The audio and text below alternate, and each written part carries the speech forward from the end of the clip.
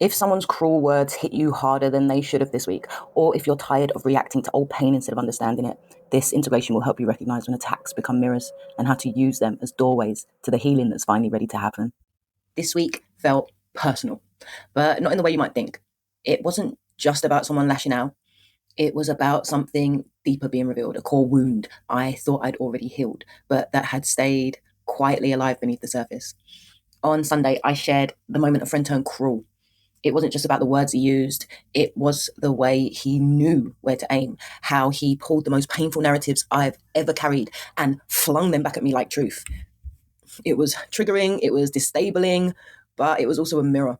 Because as painful as it was, it showed me where I still believe the lies. On Monday, I stepped back and made it make sense. We broke down core wounds like a taxonomy. The handful of wounds we're all here to heal, how they show up in tiny triggers, why our reactions today are often echoes of wounds from decades ago. And more importantly, we talked about how to trace them back, not to blame, but to understand, to liberate.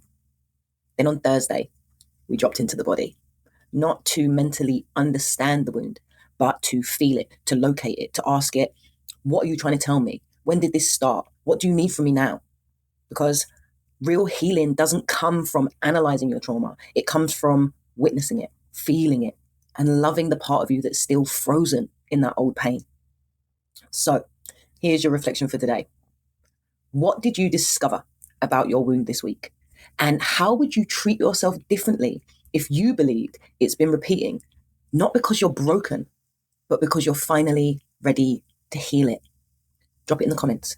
What trigger hit you unexpectedly this week? What younger version of you did it remind you of? What support does that part of you need right now? Let this be the week you stopped internalizing other people's projections. Let this be the week you stopped reacting to your pain and started understanding it. Because the wound is not your fault, but the healing, that's your gift. That wound that got triggered this week, it's not surfacing to hurt you. It's surfacing because you're finally ready to heal it. Drop a comment about what you discovered about your core wound, what younger version of you it reminded you of, or what support that part of you needs right now. The wound isn't your fault, but the healing is your gift to yourself.